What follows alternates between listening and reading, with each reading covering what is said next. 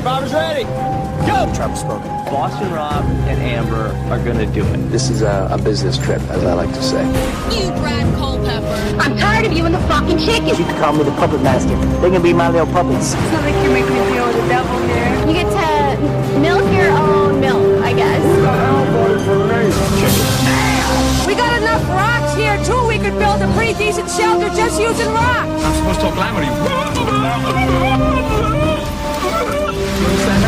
Direct from Hobart, it's time for the only Survivor podcast in Australia dedicated to Survivor.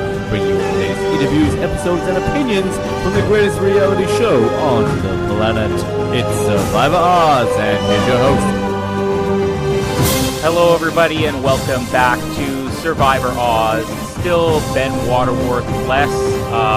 Don't know if that's a good thing or a bad thing, but give us your feedback on it. But we are here for another recap with previous contestants of the show, and we've survived through most of the season being able to keep this up, so congratulations to us. And this is episode 11 now of Survivor Kaoh Rong, and the episode title was "It's a Me Game, Not a We Game." I don't even remember the quote now, but it was still an entertaining episode, and as we have been doing for pretty much the whole season here, we're bringing you past contestants, and we're very glad to welcome back another contestant who hasn't been with us for a recap in several seasons. In fact, the last time that she was on this show was all the way back in the first Brains, Brawn, Beauty, which was 5 seasons ago, I guess. So welcome back to the show, Nina Acosta from One World. Thank you, Colin, very much. I'm glad to be back. Now, before we even jump into the episode, I guess you're just off of the Reality Rally event that Ben was kind of on his hiatus for anyways. So this wasn't the first time you attended the event, was it? No, it's my third time. Unfortunately, I missed last year due to work conflict, but now that I'm retired, I'm all in and happy to return. And finally, really, it was great to meet Ben in person for the first time. So that was really fun, and I think he had a good time as well. So as a contestant, I always say this: I'm still a huge fan. So when I see people that I've watched and admired on other seasons, I'm just as geeky a fan as everybody else. So it was a really great event. Jillian Larson does a phenomenal job, raises a lot of money, and just a good group of folks with good hearts and open pocketbooks. So it was really great. For a second there where you're talking about being geeking out as a fan, I thought you were talking about meeting Ben. I'm like, wow, you made quite an impression. Well, that too. I mean, it was great to meet Ben. But yeah, I mean, I've actually been a fan of his show. So, and having talked to him on the phone, and it's always nice to put a face to a name. But yeah, it was great to meet him. Yeah, he has his own celebrity status among those of us who have been on the show and admire the show. So. It was great to see him. Now, I was able to meet up with him in Minneapolis on his travels right after the event, and he did tell me a lot of stories. Now, whose team were you on, if you don't mind me asking, on the event? Well, I was with Johnny's Nervous Nellies, and I competed with a young man named Brandon, and I'm going to butcher his last name. It's Federowit. He is a huge Survivor fan, and the first time he competed at Reality Rally, he chose Denise Stapley for his team. So I felt like I was in pretty good company. He picked me to compete on his team. Oh yeah. Now we weren't the fastest team, but we weren't last. So it's all good fun, and like I said, our team raised quite a bit of money. So. And it was great to meet Brandon and his family, and yeah, it's fun. It's a really fun event. I mean, it's fun to compete as well as just kind of reconnect with folks. I know, most of the guests and contestants that were there said, it's not about the competition, but at the same time, we heard a lot of Ben's interviews, and we realized there's a lot of competitive people out there. So you did say, I think so. Yeah, well, you said you weren't last. Absolutely. We do have to know, did you beat Ben's team? I don't know. I don't think we did. I mean, when I say we weren't last, we actually weren't last, but we were pretty close to last. So I don't think we beat his team. Yeah, and you're right. I think people who are on a lot of these reality shows are fairly competitive by nature anyway. I think that's why they're selected to be on certain shows, so that makes sense. Yeah, I think that Ben had a bit of a ringer with Dan Foley on his team. He probably scored an advantage halfway through, so that's what bumped them up in the standings a little bit. That's what we'll go with. We'll go with that, definitely. Well, I guess we haven't gotten your opinions on any of the seasons since the first Brains versus Brawn versus Beauty. So I guess just start us off by letting us know how you're finding this season Kaoh Rong so far, and whether you like the format more or less than you did the first time around in Kikayan.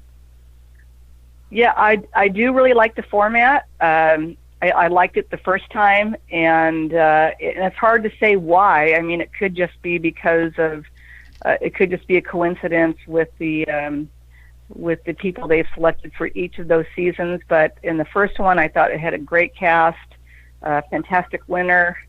Always love to see a cop win. It was nice to see that. And this season, it's just a great group of folks and just interesting people. And started out a little slow. I thought it was hard to connect with some of the characters, especially the younger women. They weren't standing out, but boy, now, I mean, really just they're emerging as just real competitive players. So I think it's been just a great season. This past episode, I mean, we saw the shakeup the prior week and really the decimation of the Bronze. And I don't know if you said you were obviously cheering for Tony the first time around. Do you find yourself drawn to the Bronze the second time around? Trying to think initially if I go back to the beginning. I don't know that I was necessarily drawn to them. I think I was a little more intrigued by the Brain Tribe. And even if I go back to the first one, the Brain Tribe was pretty intriguing. So because I don't think that, even though people are kind of put into certain categories, there's definitely some crossover as to what their capabilities are. So so who knows why they're put in certain groups. I think some of that is just to make sure that you have enough men and women on one team, and so it's hard to say, but there's definitely some crossover. But yeah, I don't know. I think my heart is with a Brawn team because I think that should be an integral part of Survivor as well as a social game. So we'll see where that goes.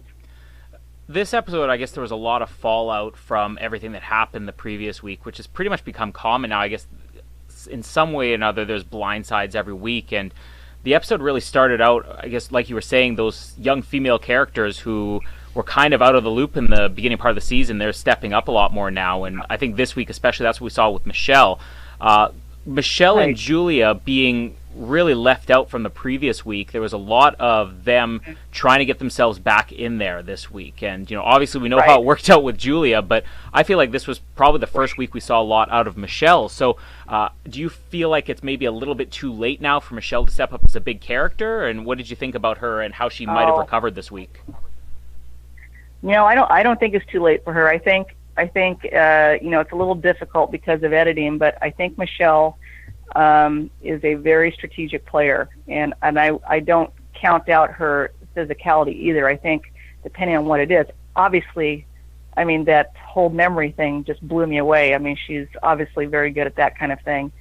And so when you're fatigued and hungry and tired and you can still come through like that, that was pretty amazing. So I think she is socially very sharp. I think she has more kind of secondary alliances she's letting on, and she's a lot more mature. She's very mature for her age. I mean, she's fairly young, so she's showing a lot of maturity. So, and she's not really offending anybody. So, I think she has a really good opportunity to win this.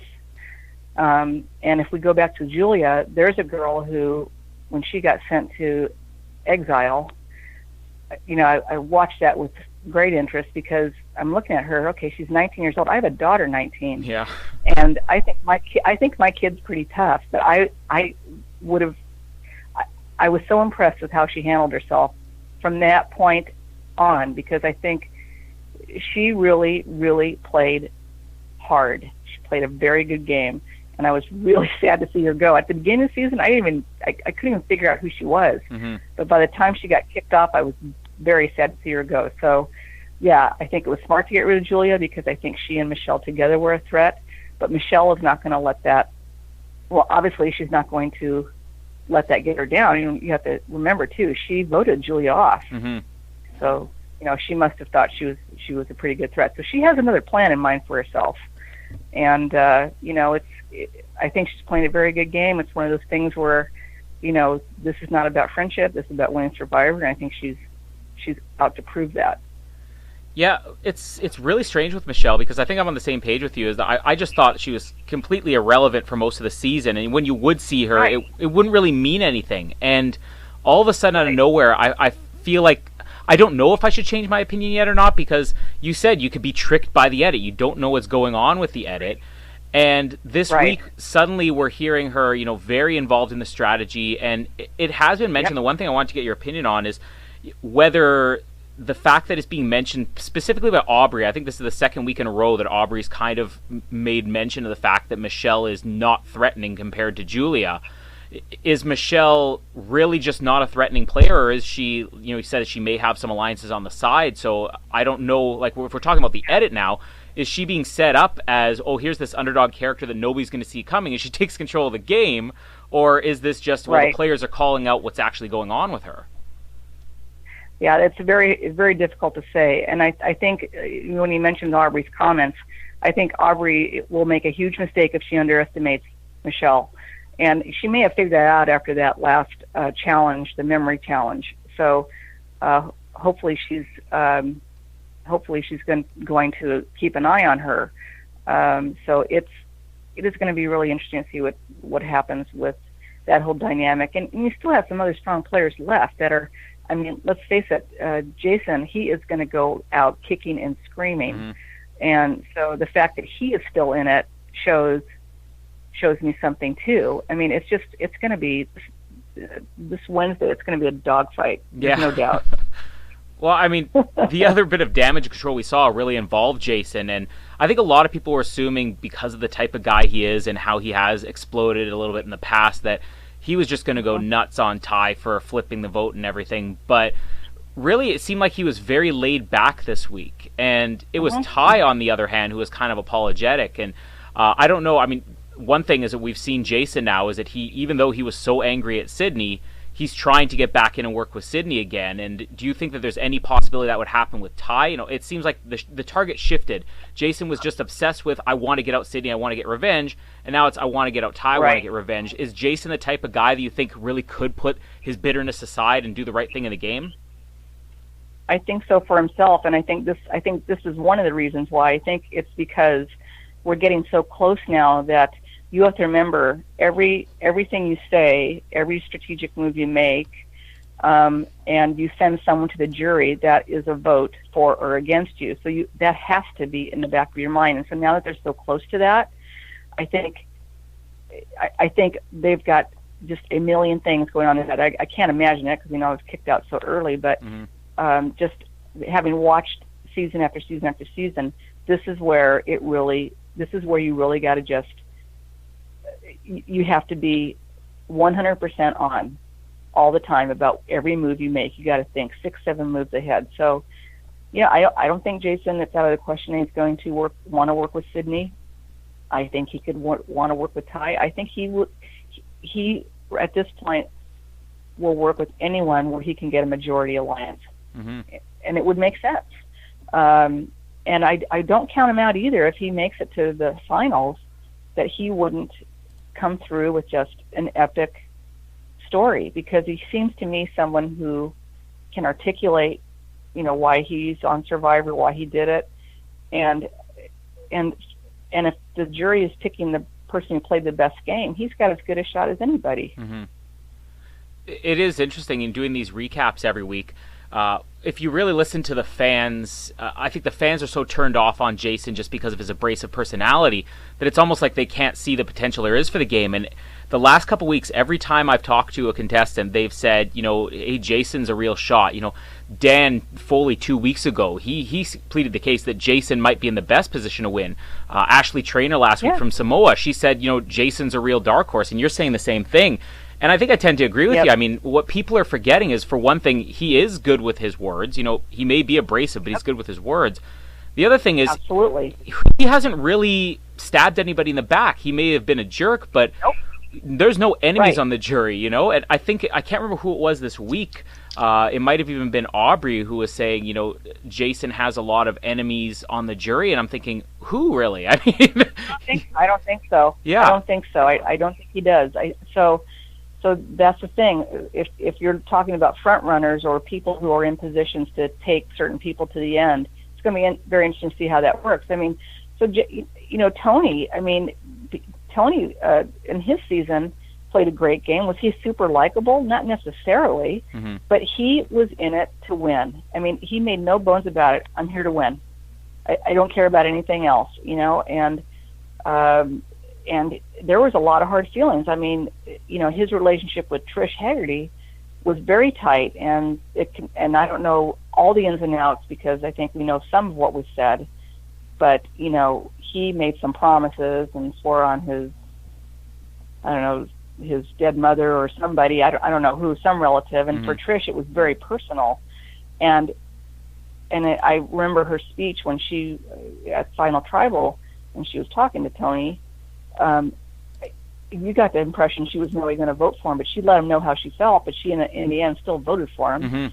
So I think it could be the same kind of thing here with Jason. I mean, people may have some harsh things to say about him, but I don't think this group of folks is bitter. I don't think any of them are. That there's a lot of bitterness in people who have been kicked off. They're leaving like, hey, good job, got me. I mean, so really, it's kind of like that. So it's really anyone's game to win and anyone's game to lose. It's kind of up to how they maneuver the next, however many episodes are left, 2 or 3 episodes. Do you feel like overall Survivor is moving more towards, at least as far as the players go, it's moving more towards let's reward people for the game and not they take things personally, from even, as far back as your season where maybe there was, I mean, your season really was game, but around that time period, there still seemed to be a lot of bitterness with juries. The season before yours, South Pacific is a good example, and Philippines and stuff like that. So is there a shift going on, you think, that might be permanent and stay, where this becomes let's reward people for games now? It's hard to say. I think maybe it's just that casting is getting really good at picking people who are really there to play and understand that it is just a game. Maybe that's part of it. They're just getting their expertise is getting to the point where they're just really good at picking people who are playing and realizing that the whiny bitter players. No one likes to see that. It is really because it's not real. I mean, it's not personal, and I on my season I put myself in that category. You get caught up in that, and then so finally you got to get to a point where you realize, it is just a game, and there's so much else going on with social media, and it has shifted so much since the beginning because of that. So it's very different. What do you feel about, moving on to somebody like Joe, who at this point is almost non-existent on the TV screens, and I think that's the other thing, is that we've gotten to the point where there almost is value in a person who brings nothing to the game. Do you think that at this point Joe is almost a lock for the finals? Like, if you're playing on the season with him, or take any of the One World players out there, can you see a scenario where somebody wouldn't want to be sitting next to Joe at the end? Oh, absolutely, I would, and I'm not trying to disregard what he has done during his season, because let's face it, I think he's close to 70. Yeah. Right? Yeah. Okay, that's remarkable. I mean, honestly, because it is so hard on you physically out there. because when I played, I was 51, and I was out there 6 or 7 days. It was hard. I mean, it's physically hard. Mm-hmm. So I know he's in really good shape. I mean, he's in phenomenal shape for a person of his age. He's in phenomenal shape for a person 20 years younger. But I don't think that's what's working against him, and I think this is where he made the mistake. You know, he was in a profession where you're kind of a take charge kind of person. He was, I think, an FBI agent, and I think I was expecting more of that personality. And I think if he had exhibited that a little more, I think he would have been in a better position. But I think you're right. I think he has taken a very secondary role and just going along with things. He's doing whatever Aubrey says. I think if he had taken a little more of a leadership role, he would have gotten more respect out there from folks.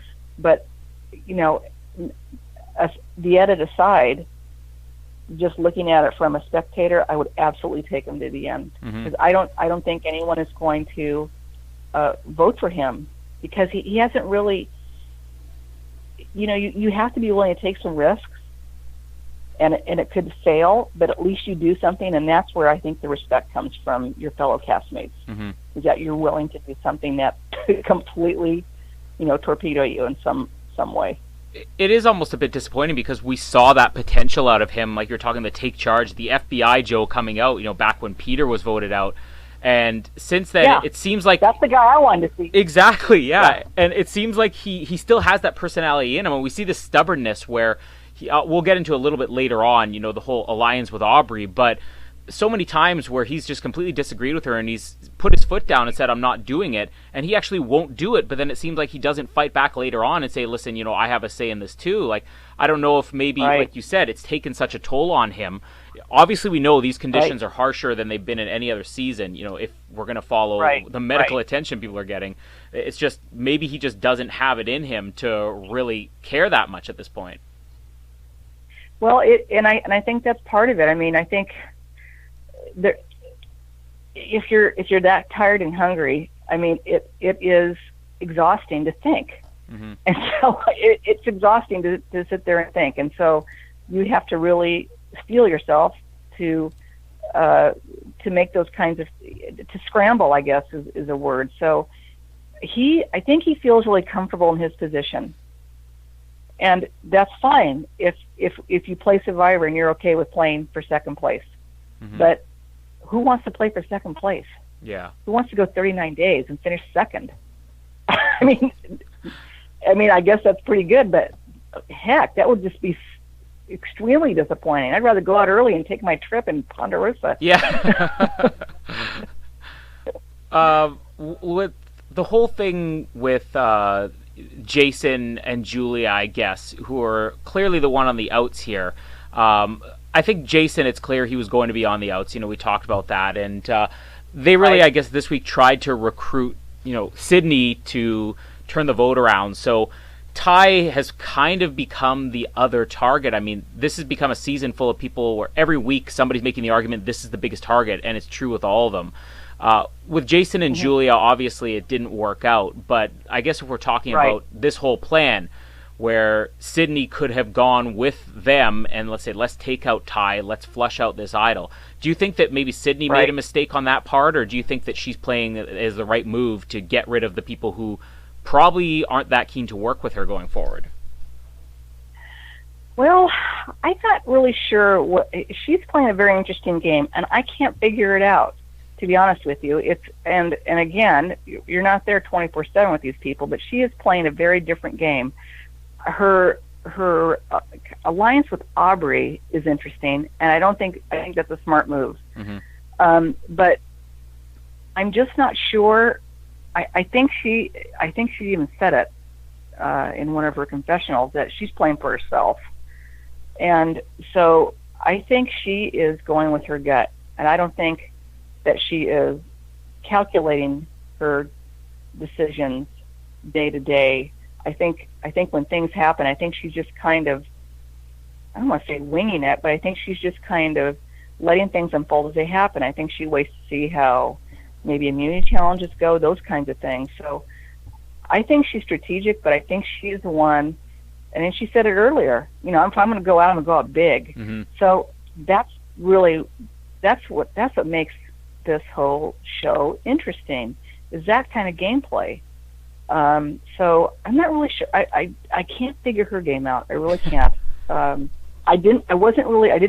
was not one of my picks at the beginning of the season at all. I thought, oh, great, bodybuilder. She's going to be gone. But she's smart. I mean, she's not dumb. I mean, she's obviously got a head on her shoulders. So we'll see. I mean, and part of it too is you never know what kind of challenges they're going to throw at these folks. Mm-hmm. Is it going to be physical, mental? Is it going to be, you know, see who lasts the longest? I mean, that all plays into it too. I think I'm kind of with you. I don't really see what Sydney's doing from one week to the other. She is one of the more unpredictable players, but I think the only reason I can come out of the move she's making is that if she doesn't trust somebody, and obviously, I mean, you've been out there, like for the days you were out there, was there anybody that you 100% trusted? That I 100% trusted? Yeah. I trusted Monica Culpepper. Okay. And a lot of people, I mean, not a lot of people, but some people kind of thought that was an interesting friendship. But that's a friendship that still exists today. Mm-hmm. And I think it's just because of, you know, we were on the outs from the beginning, but as I got to know Monica, we knew we had a lot more in common than I ever would have imagined. And I just felt like I could trust her. But I think you can figure that out. You're not going to be able to say, "Oh, I can totally trust this person, this person, this person." That's very unlikely. Yeah. Very unlikely. But I think my season was a little different and a little more predictable because the younger women formed a bond, and they built that bond on the fact that they were socially in the same arena as far as their age and all that, and it worked for them. Mm-hmm. And Kim used that to her advantage. So yeah, so it worked. And I guess if I was 25 years old, I'd have gone with that too. But I don't think that would have worked for the gals on my tribe if the tribes had been mixed. Mm-hmm. So it was that season, that particular scenario, men versus women. Everything just kind of fell into place for that to work out. Do you think? Yeah, I think. But to get back to your first question, the original question, I think there are opportunities to meet somebody, and you do have some conversations that are not on camera that allow you to get to know somebody, and you can, and I think at some point you really have to trust your gut, and if you trust somebody, it'll work. Mm-hmm. I would assume in this situation then that Sydney, we saw that she had huge bond with Jason early on, and I always assumed they would kind of work together again in the future because that's just what happens on Survivor. We saw Tony do it every single week. You brought up Tony. He would turn on somebody, and then the next week it's like, well, nothing happened. But it doesn't seem like Sydney is the type of person who really, when she doubts a person, that she is going to throw their trust in them again. And I think that's probably the same thing that happened with Julia this week, is that you made them doubt you for a second. Like you talked about the Younger Girls Alliance in your season. They may have felt, well, obviously Kat is going to be easier to control than Nina or somebody else. So, there's probably just no hope for them to work together at any point in the future, even though the previews seem to be setting up, are Sydney and Jason going to work together again? I don't know. I'd be surprised if they work together again. I think you're right. I think something happened where trust broke down, and I want to say I thought it was on Sydney's behalf and not Jason's, because I think she was actually talking about the Girl Alliance. But I think once it was severed for her, I don't think she felt like, well, I don't know that he can trust me again. Maybe it wasn't that he couldn't trust her, but I think she feels like he's going to get me back. Mm-hmm. So maybe that's more what she's thinking. And that is the type of guy he is. We saw the lengths he went through to get rid of Alicia, for several weeks. Right. I mean, there must have been something happened between those two early on that nobody in TV land saw. Mm-hmm. Because he did not like her. Yeah. At all.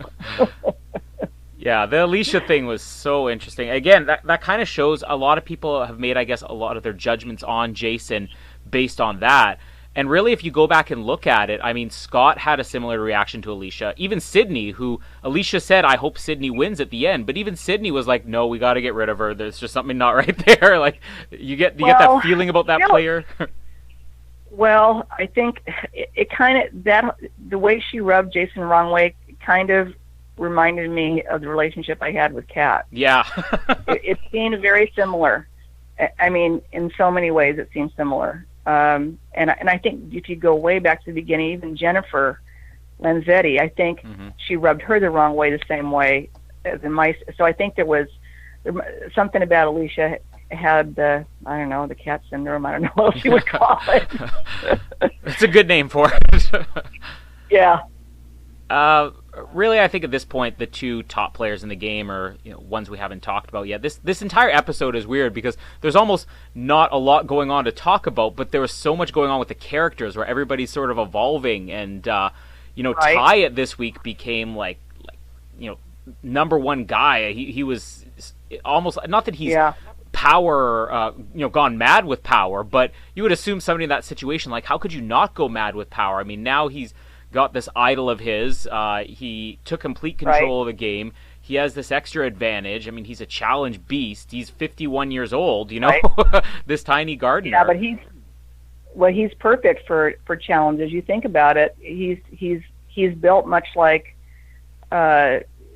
people that are in military kind of specialized units. They're not super huge guys, but they're strong.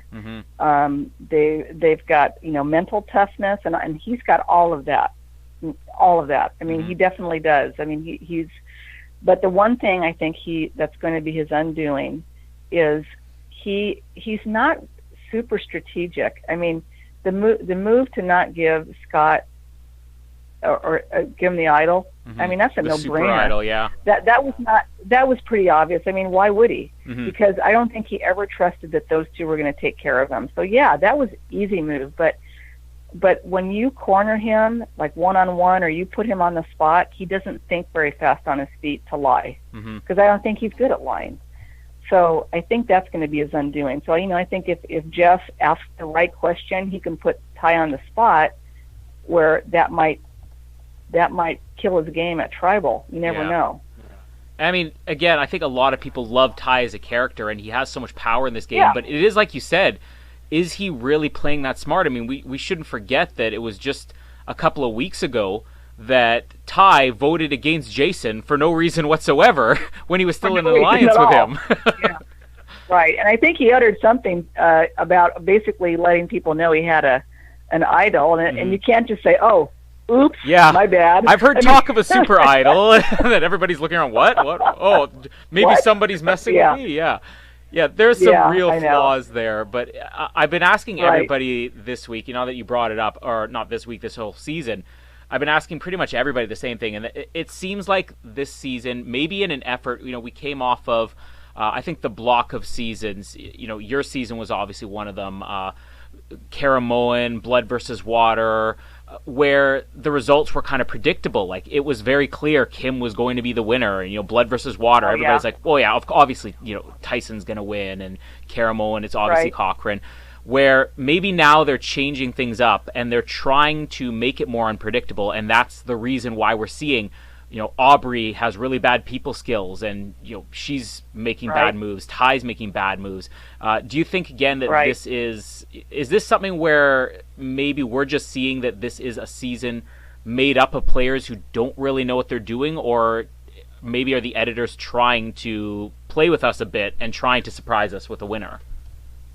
They could be trying to surprise us with the winner, and I think that could be part of it. I mean, people have said over the last, I don't know how many seasons, last 8 or 9 seasons, that, so-and-so is getting the winner's edit. And so, you watch any particular episode and it's like the person with the most airtime is going to be voted out. Well, yeah, I mean, there has to be some kind of fluidity to how they edit a show, so that makes sense. But I don't know. I think these players are all playing hard. I mean, I felt that from the beginning, they've had to overcome some tremendous physical obstacles with what's going on. So I think maybe what we're seeing is that maybe you're right. They're not as strategic as they should be, or maybe as we're seeing, but I think they are playing moment to moment. So like we were talking about Sydney, I think they're waiting. They're not, they don't say, okay, this is my plan, this is plan A, and this is what I'm going to do until this happens. They are taking it as it goes. And so I think it's even more interesting for the people that are out there filming it, that, you know, the turns are a little more interesting. I don't think it means that they're not strategic. I just think that they are taking it just one move at a time and not thinking too far ahead. Yeah, I mean, for one thing, this is kind of almost a throwback to the way Survivor used to be. I mean, you talked about the winner's edit. You know, I found myself looking at that every week, and of course looking for the loser's edit too, which you also mentioned. This person's getting the most airtime. As soon as Michelle popped up on the screen this week, I actually wrote in my notes, Michelle is relevant. That means bye-bye Michelle, which of course that didn't happen, but you look to those things. And if you go back to Borneo, the very first episode, Richard was set up like this completely clueless, socially inept loser, where he's sitting in a tree, and you know, that was how Survivor started. It's almost appropriate if this is the way we're leaning towards now, where we do get the negatives of winners too. Yeah, it is really, you know, it was funny. I think it was watching the season. It was kind of a roller coaster, and they were kind of losing their mojo for a while. And I'm not sure why. I'm not saying because any season was bad or the people were all bad or, you know, just didn't like anybody, but it was just sometimes it's just the right combination of folks, you know, and that's why there's so much that goes on to when they're building this cast. It's so important that they get the energy right, good or bad. I mean, they don't want everyone to get along, of course, but they want to see the sparks fly, and they're trying to see how, you know, 16 to 18 people can get along and how things are going to go. And so it is a lot more complicated than I ever realized. But yeah, they do a great job, and this season is really proving to be great, and I see potential for a lot of the folks on this season to come back. Yeah, and of course there's already talk about everybody coming back. I mean, the show itself, when Caleb was medevac, put like the closing thing on the end, he's ready to come back. Like, I feel like this is going to be just like the first Brains, Brawn, Beauty. This is going to be the one where in a couple of years, half the cast has already returned. Oh, sure. If not sooner, yeah. And I think, and Caleb, that's, you bring up a good point. I mean, because I never watched Big Brother, but I watched a little bit of his season a couple of times. My kids watched it, and I didn't get it, but so when I was expecting him just to be completely gone early on, and he really showed me a lot. I mean, socially, the guy had phenomenal skills, physically, obviously, and the only reason he left early and was medevac because he was just playing too physically hard. He didn't reserve anything. He just left it all out there, and I think he probably learned that, shoot, you know, he was in it all for the team and running as hard as he could, and that's what happened to him. He didn't save anything for later, and just, you know, so if he ever gets the chance to play again, he won't make that mistake again. Yeah. But he's got phenomenal social skills, though.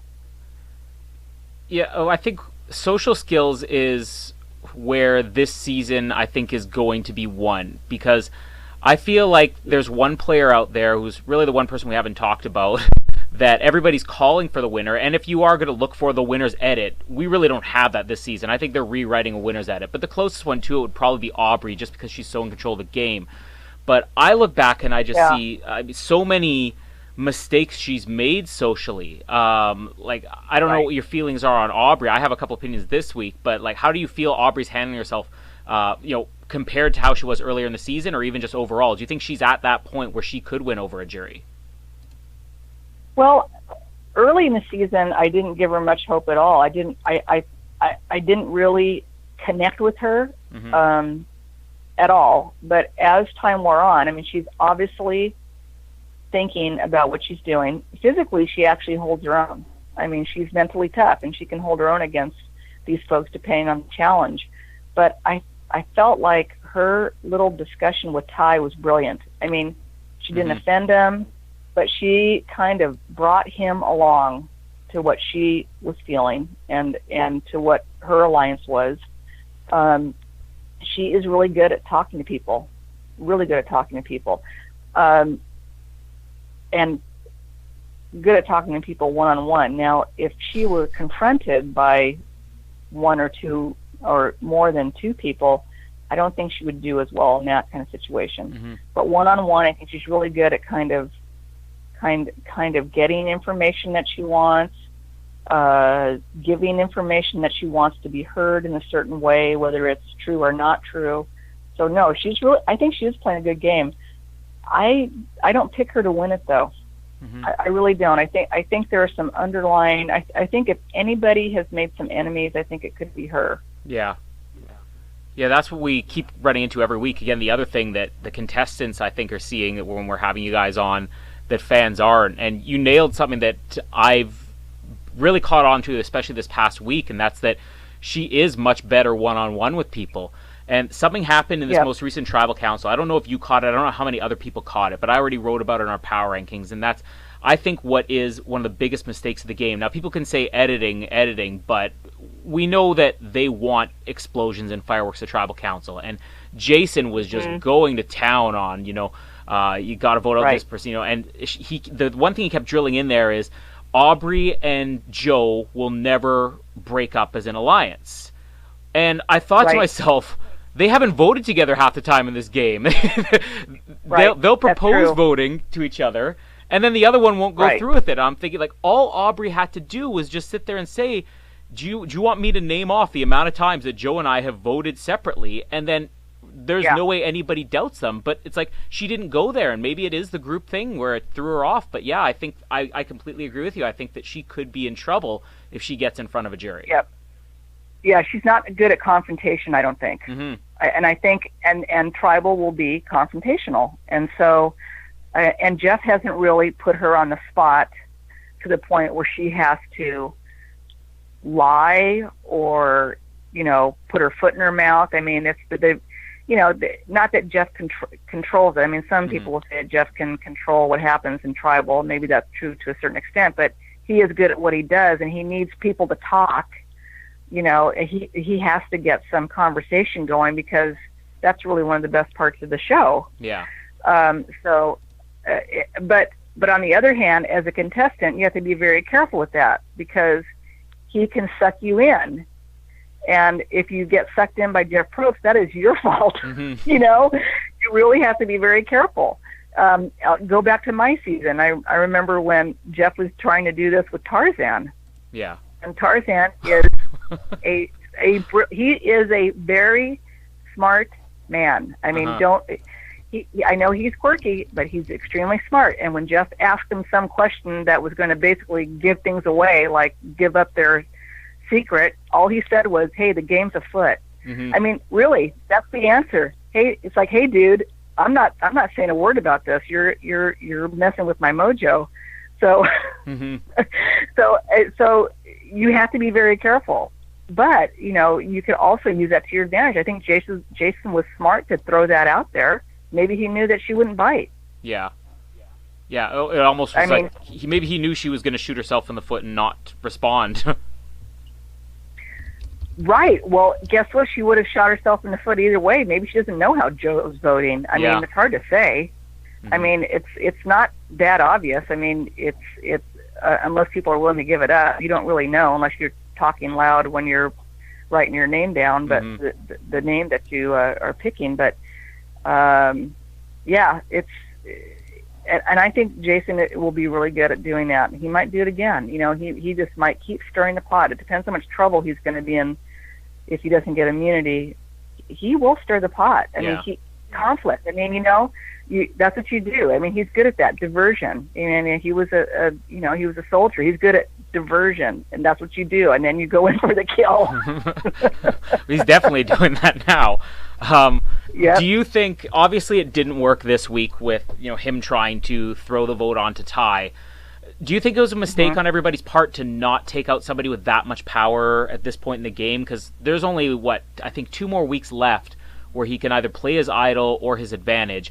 If he plays it right, he uses one week, the other week. Like, let's say he uses the idol next week, then he goes in the next one, and his extra vote counts for an even bigger majority.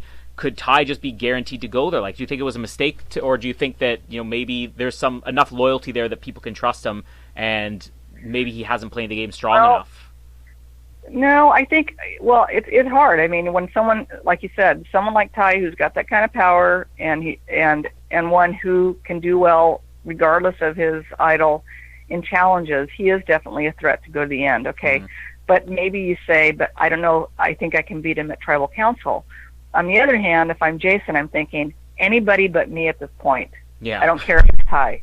And so it's really that kind of, Sandra, as long as it's not me at this point. And I think he's just really, every Tribal Council he lives, it's another 3 or 4 days to try to get some things going or try to win immunity. So, I think he's probably willing to take that chance. It would have been nice to get Ty out, but at this point, it may just let it ride and see what happens. I'd be willing to take my chances at Tribal with Ty. Yeah, I would be. Yeah, like a lot of people say they'd be afraid to go against Ty at the end, but you brought up enough points just through watching the show that he has made enough mistakes that, is he a sole survivor? Yep. Yeah, and I would point all those out. I mean, I think you have to, you be more like a politician who has no problem pointing out everyone else's flaws. You're going to have to do that at some point, unless your game is so amazing that you feel confident in just telling your story. But I don't know that a sob story necessarily wins you the $1 million. Mm-hmm. But I think your strategy, along with why you're there, a little bit of the story is good. I know that Jeremy finally told the jury that his wife was pregnant, but that was a done deal. He didn't even need to share that. Yeah. He was going to win, no matter what. But I think it was nice to hear that, and that would have sealed the deal for me too if I was voting. But I think the backstory is not as important as it once was, but you really have to be able to answer those questions, and I think you got to answer them honestly and don't backpedal. Mm-hmm. I mean, the jury's that is got to be a really cool position to be, and very important is to ask the right questions. Mm-hmm. And so I think you're going to get that from this jury. I think they're going to ask the right questions. Well, I really do. I'm not going to get any bitterness. It's not all about them. They're going to ask some pretty good questions. Yeah, with this week, obviously, the one person who did not handle things well, not just this week, but in the last couple weeks, you mentioned the players who just sort of came out of nowhere and started playing again. And I think as soon as Julia really did make her move and start showing up on TV, it kind of instantly fell apart for her. I mean, everything that has happened since then led up to her exit. Do you think that anything that Julia did, or could she have done anything to save her, or was she doomed the second she started talking with Scott and Jason and playing both sides? That hurt her. That really did hurt her. And I think it did because it was so obvious. Mm-hmm. So I think you just have to be a little more sneaky about it. But there was nothing subtle about what she was doing, at least from our perspective, watching it, and who knows. But on the other hand, you got to make those big moves. I mean, maybe she felt she wasn't in a good place with, even as close as it looked like she was with Michelle, she must have known something. Yeah. Yeah, I mean, her and Michelle didn't really work together much throughout the game. At one point, they both even talked about how Nick was their best ally. They didn't even mention each other's names. Right. So do you think she just didn't have somebody else to go to, and she saw an opportunity? Here's somebody I can maybe get in tight with, a possibility of a final three.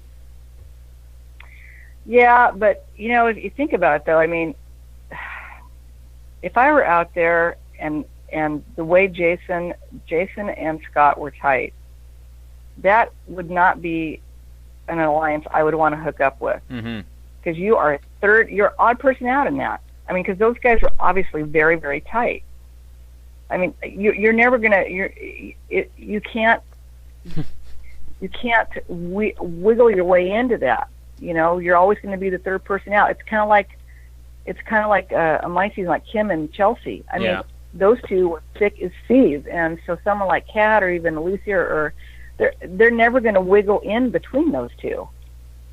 You know, so really, getting rid of Scott or Jason, and it turned out to be Scott, was a brilliant move, because you never know when a tight twosome like that is going to get someone else in with them, and I think they were happy to take Julia, because they knew eventually that they were going to, get rid of her. Yeah, and of course they would need that extra person too. Absolutely. Any warm body to help you have to help have the numbers, of course. With the you were talking about Jason and Scott being inseparable. That's not even the first time this has come up in this season. I think that was probably part of why Sydney decided to turn on them. And we heard Ty this week say, I was nervous because I didn't think you and Scott would ever break up. He said that to Jason. That could be the other flaw she had. She was trying to jump in with an alliance where, again, she was always going to be on the bottom, and maybe just there was no other move for her. Right. Could have been. Yeah. It could have been. Do you think that there was any other move she could have made to save herself? I don't know. I don't think it was. I don't remember what the vote was. I can't remember how the voting went down, but I don't think it was unanimous. So I think she may have trusted Michelle a little too much. Maybe she should have maybe just really told her that, I'm just working with the guys because it'll help us later. Reassured her a little more, but, obviously Michelle's antenna was up for something, and that's why she voted for her. So... Well, with the whole playing both sides, really, if we look back, Sydney did that earlier in the season, and Jason and Scott, who were very paranoid, they're both very paranoid players. They had 100% trust in her when she was playing Alicia. I mean, she helped Alicia find an idol, and of course it didn't end up in Alicia's hands, but that's because she played it well, and that is probably the mistake Julia made. There are people who are able to play both sides and not make people nervous, and Sydney was one of them, and maybe just Julia didn't have the experience. Like you said, 18 years old, just no experience yet to pull it off. Right. That's a good point. That's probably what happened. We're going to move into our final set of questions here, and like I said, the last time you were on was the last Brains Brawn Beauty, so I'll give you a quick refresher as we go along to see how your predictions held up from the previous season. You were on episode 5, so I'll give a bit of a disclaimer there in case anybody is like, well, you didn't get any of them right. But episode 5, not so easy to judge that point. So first we'll just start off with the last time you were on, your tip to win was a toss-up between Tasha and LJ, which all things, it's over and done with now, pretty good. They both made it fairly far in the game. So are you happy with the prediction, at least how far they went? I really. I'm not sure why I was behind LJ, to be honest. Tasha, I think she was a very smart player, and lots of times I'll pick players because I just like them, and not necessarily because I think they're going to win. I'll use that disclaimer. I'm trying to be a little more objective and try to figure out if I can pick the winner, but I'm terrible at that. Yeah. And obviously, because I thought I was going to win One World, and you know how that turned out. So if you were watching One World and you saw yourself come up there, you're like, "That's my tip to win." Of course, I have to vote for myself. Yeah. No, actually, I think Kim. Even in pregame, looking at her, it's like, oh, she's going to be a problem. So. Yeah, and trust me, I tried hard. It's like, we have got to get rid of her. Are you guys kidding me? She's going to win this thing. Yeah. Well, let's see if your intuition, a little bit further into the game, let's see how this holds up. Based on the episodes we've seen now, who's your tip to win Kaoh Rong? Oh, I think I'm going to go with Michelle. All right. Even though, this is the first time we've seen them, you still believe that, well, like you said early in the episode, that, it's not too late for her to step up as a major character. I think she has a good shot to win it. I really do. I think I base that solely on what I saw last week, and nothing before. If I were to go back to the beginning, are you asking me if I were to go to the beginning of the season, who I would have picked? No, just based on, I guess, this point of the show. But based on up to now, yeah, I think I think she's going to win it. Now, who I want, I'd like to see Jason win it. Oh, I have to say, I would. And I'm one of those few people who has been a fan of Jason's, even though like you said, he's kind of rough around the edges, but I like the way he's playing, and he's interesting to watch, and he's working hard. So, I think Michelle's going to win. I'd like to see Jason win. So moving on to, I don't want to get any hate mail from my Facebook friends on this.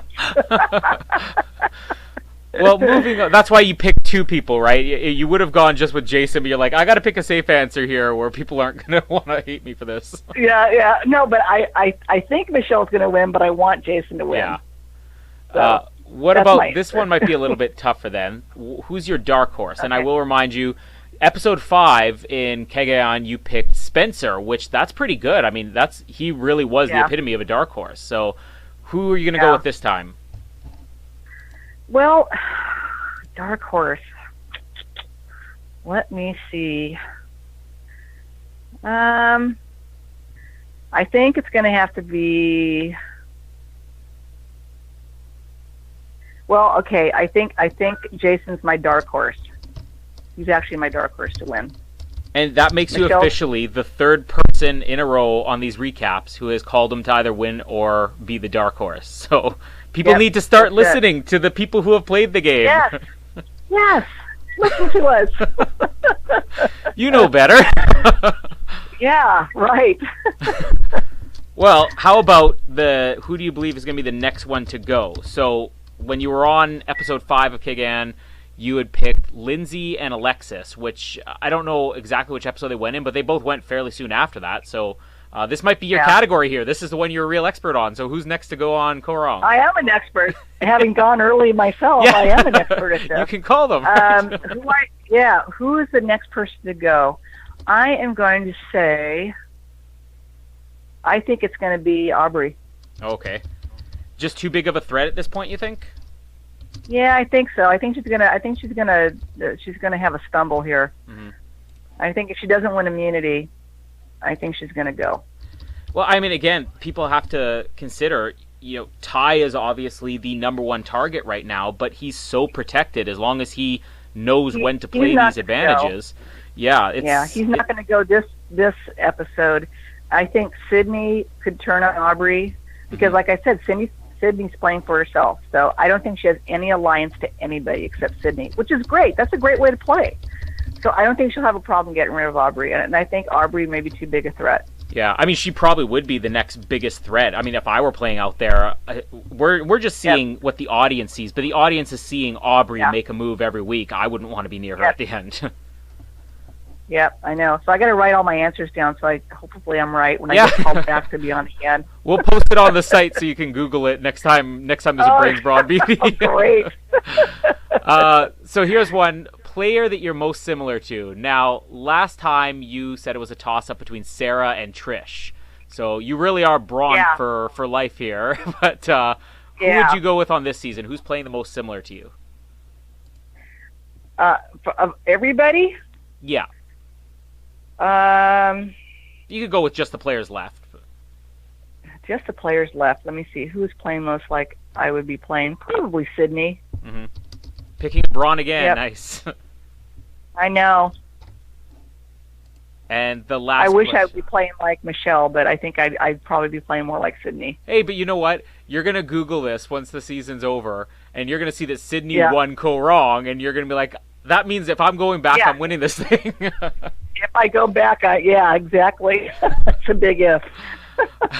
Now, this last question, there's a bonus to this, so it's technically our final 5 questions, but I've added something on, which I think is been interesting throughout the season. But we'll get the first part of the way right now, which tribe would you be on if you were on Brains, Brawn, Beauty? I'm guessing it's going to be the same as last time. Oh, I'd be on the Brawn tribe. Yeah, same answer you answered last time. Yeah. So I'd like to be on the Brain tribe, but I don't think I my IQ is high enough. No, I think Well, it's hey. Braun. Last season you said Braun, and the Brauns controlled the game even just as far as strategic goes, so Yep. you're in there. Yep. So here's the bonus question here. So based on your season, One World, if you were to pick the ultimate brain, the ultimate brawn, and the ultimate beauty from that season, who would those people be?